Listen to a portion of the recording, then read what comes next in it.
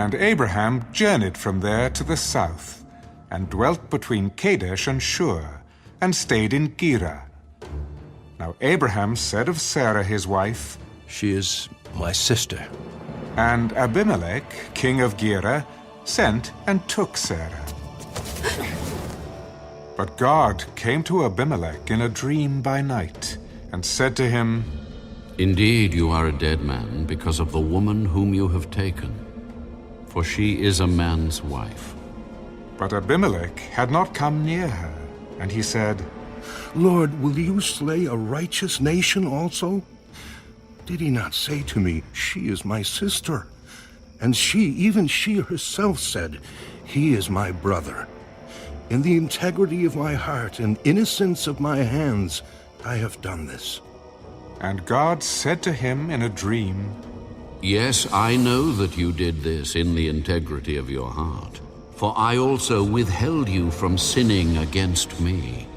Therefore I did not let you touch her. Now, therefore, restore the man's wife, for he is a prophet, and he will pray for you, and you shall live. But if you do not restore her, know that you shall surely die, you and all who are yours." So Abimelech rose early in the morning, called all his servants, and told all these things in their hearing. And the men were very much afraid. And Abimelech called Abraham and said to him, "What have you done to us? How have I offended you that you have brought on me and on my kingdom a great sin? You have done deeds to me that ought not to be done. What did you have in view that you have done this thing?" Because I thought, surely the fear of God is not in this place, and they will kill me on account of my wife. But indeed, she is truly my sister. She is the daughter of my father, but not the daughter of my mother, and she became my wife. And it came to pass, when God caused me to wander from my father's house, that I said to her, "This is your kindness that you should do for me. In every place, wherever we go, say of me, 'He is my brother.'" Then Abimelech took sheep, oxen, and male and female servants, and gave them to Abraham. And he restored Sarah his wife to him. "See, my land is before you. Dwell where it pleases you." Then to Sarah he said, "Behold, I have given your brother 1,000 pieces of silver. Indeed, this vindicates you before all who are with you and before everybody." Thus she was rebuked. So Abraham prayed to God, and God healed Abimelech, his wife, and his female servants. Then they bore children, for the Lord had closed up all the wombs of the house of Abimelech because of Sarah, Abraham's wife.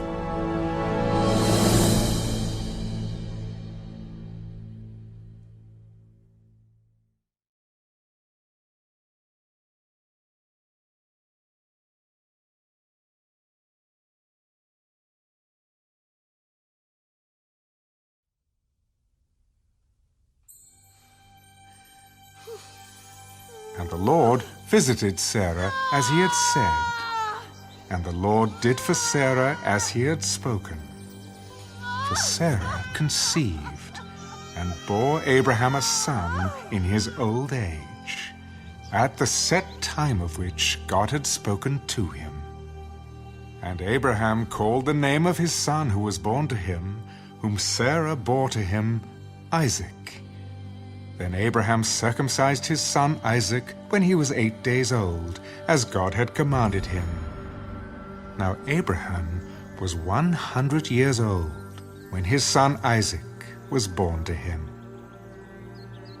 God has made me laugh, and all who hear will laugh with me. Who would have said to Abraham that Sarah would nurse children?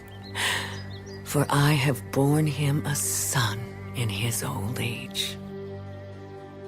So the child grew and was weaned, and Abraham made a great feast on the same day that Isaac was weaned.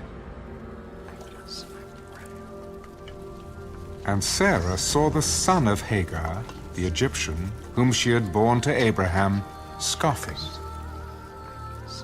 Therefore she said to Abraham, Cast out this bondwoman and her son, for the son of this bondwoman shall not be heir with my son, namely with Isaac. And the matter was very displeasing in Abraham's sight because of his son.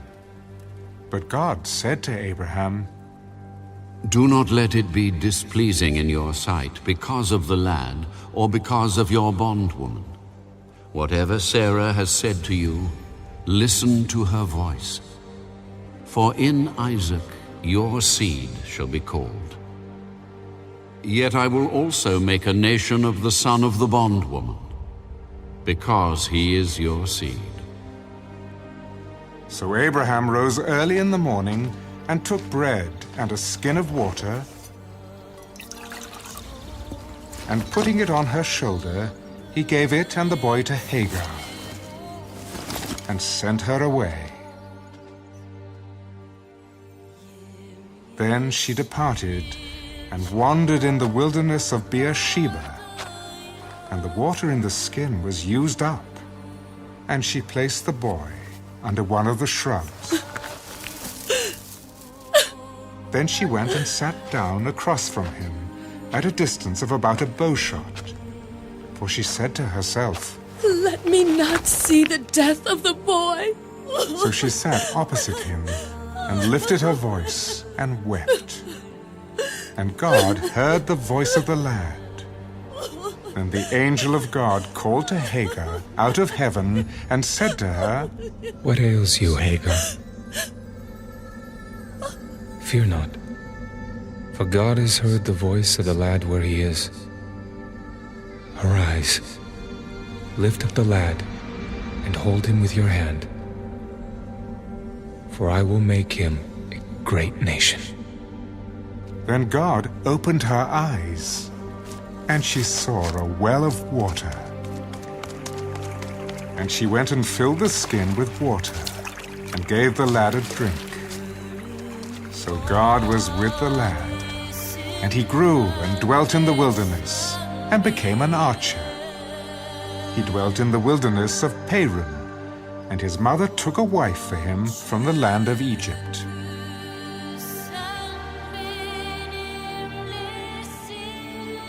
And it came to pass at that time that Abimelech and Phicol, the commander of his army, spoke to Abraham. God is with you in all that you do. Now therefore, swear to me, by God, that you will not deal falsely with me, with my offspring, or with my posterity, but that according to the kindness that I have done to you, you will do to me and to the land in which you have dwelt. I will swear. Then Abraham rebuked Abimelech, because of a well of water which Abimelech's servants had seized.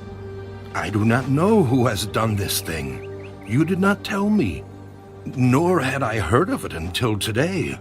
So Abraham took sheep and oxen and gave them to Abimelech, and the two of them made a covenant. And Abraham set 7 ewe lambs of the flock by themselves. Then Abimelech asked Abraham, What is the meaning of these 7 ewe lambs which you have set by themselves? You will take these 7 ewe lambs from my hand, that they may be my witness that I have dug this well. Therefore he called that place Beersheba, because the two of them swore an oath there. Thus they made a covenant at Beersheba. So Abimelech rose with Phicol, the commander of his army, and they returned to the land of the Philistines. Then Abraham planted a tamarisk tree in Beersheba, and there called on the name of the Lord, the everlasting God. And Abraham stayed in the land of the Philistines many days.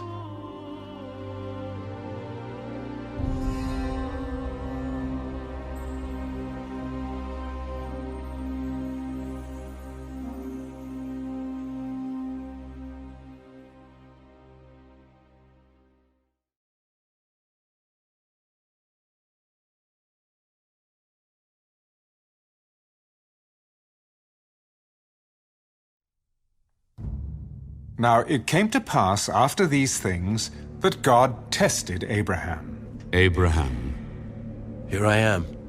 take now your son, your only son Isaac, whom you love, and go to the land of Moriah, and offer him there as a burnt offering on one of the mountains of which I shall tell you. So Abraham rose early in the morning and saddled his donkey, and took 2 of his young men with him, and Isaac his son.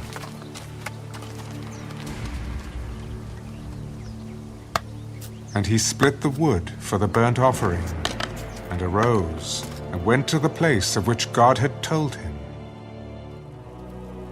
Then on the 3rd day, Abraham lifted his eyes, and saw the place afar off. And Abraham said to his young men, Stay here with the donkey. The lad and I will go yonder and worship, and we will come back to you. So Abraham took the wood of the burnt offering and laid it on Isaac his son. And he took the fire in his hands and a knife, and the 2 of them went together. But Isaac spoke to Abraham his father. My father, Here I am, my son. look, the fire and the wood. But where is the lamb for a burnt offering? My son. God will provide for himself the lamb for a burnt offering. So the 2 of them went together.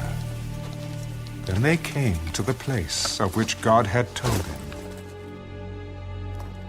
And Abraham built an altar there, and placed the wood in order. And he bound Isaac his son, and laid him on the altar, upon the wood. And Abraham stretched out his hand, and took the knife to slay his son. But the angel of the Lord called to him from heaven. Abraham! Abraham! Here I am. Do not lay your hand on the lad, or do anything to him. For now I know that you fear God, since you have not withheld your son, your only son, from me. Then Abraham lifted his eyes and looked, and there behind him was a ram caught in a thicket by its horns. So Abraham went and took the ram and offered it up for a burnt offering instead of his son. And Abraham called the name of the place, "The Lord will provide." As it is said to this day, "In the mount of the Lord it shall be provided." Then the angel of the Lord called to Abraham a second time out of heaven. By myself I have sworn, says the Lord, because you have done this thing, and have not withheld your son, your only son. Blessing, I will bless you, and multiplying I will multiply your descendants as the stars of the heaven, and as the sand which is on the seashore. And your descendants shall possess the gate of their enemies. In your seed, all the nations of the earth shall be blessed, because you have obeyed my voice. So Abraham returned to his young men, and they rose and went together to Beersheba. And Abraham dwelt at Beersheba. Now it came to pass after these things that it was told Abraham, saying, "Indeed, Milcah also has borne children to your brother Nahor, Huz his firstborn, Buz his brother, Kemuel the father of Aram, Chesed, Hazo, Pildash, Jidlaph, and Bethuel. And Bethuel begot Rebekah. These 8 Milcah bore to Nahor, Abraham's brother. His concubine, whose name was Reumah, also bore Teber, Gaham, Phahash, and Maacah.